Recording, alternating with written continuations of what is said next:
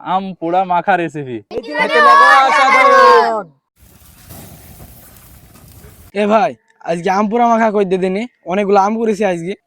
তাহলে তোরা আম তো দেখছি মেলাই করেছিস, আম পোড়া মাখা খাবি? হ্যাঁ ভাইয়া।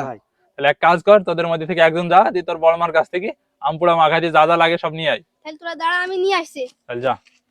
এবার আম পোড়ানোর জন্য বাঁশের কুঞ্চিতে আমগুলো সব গেঁথে নিছি। এই যে আমগুলো সব কুঞ্চিতে গেঁথে নেওয়া হয়ে গেছে। আর 3টা কুঞ্চিতে গেঁথেছি, প্রত্যেকটাতে 10টা করে আম আছে। ভাইয়া বড় মাছের সব কিছু নিয়ে চলে আইছে। তো কই দে। এবার আমগুলা আগুনে পুড়ি নেব।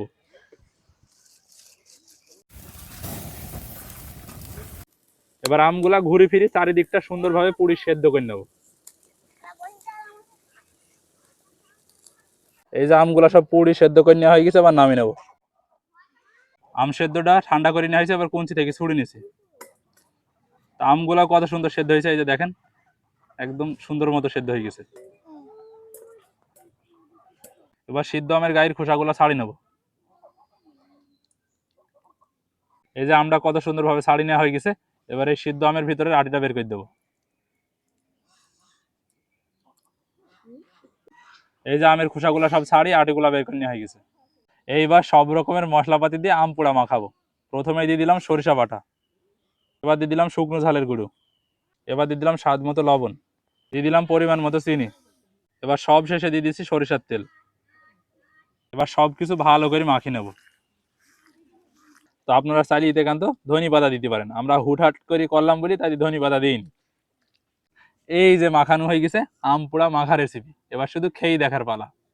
সবাই খেয়ে দেখ কেমন হয়েছে। বিসমিল্লাহ। দারুণ হয়েছে, দারুণ। বিসমিল্লাহ। আসিফুল কেমন লাগছে? অসাধারণ হয়েছে ভাইয়া খাইতে। বিসমিল্লাহ। আদিব কাকু কেমন হয়েছে? অসাধারণ। কেমন হয়েছে জুনাইদ? মাখাটা সেই হয়েছে ভাইয়া। খুবই মজা হয়েছে। তো আজকের মাখাটা কিন্তু খেতে সত্যি অসাধারণ হয়েছে। তবে আমি তো বলে দিলাম এটা হঠাৎ আমরা মাখি খাসি, যার কারণে ধনি পাতা ঘরে ছিল না, ধনি পাতা দিইনি। তো আপনারা যারা খেতে পছন্দ করেন ধনি পাতা, তারা অবশ্যই দিতে পারেন। আর আজকের ভিডিওটা এখানে শেষ করে দিচ্ছি, কারণ এইরকম লোভনীয় একটা মাখানি কি আর বসে থাকা যায়? জিভে অলরেডি সবারই জল চলে আসছে, তাই না? জি। তো খাওয়া শুরু কর, ভালো করে খাইতে হবে আজকে। তো আজকের ভিডিওটা এখানে শেষ করে দিছি। সবাই সুস্থ থাকবেন, ভালো থাকবেন, দেখা হবে নতুন কোনো ভিডিওতে। সবাইকে জানাই আল্লাহ হাফেজ।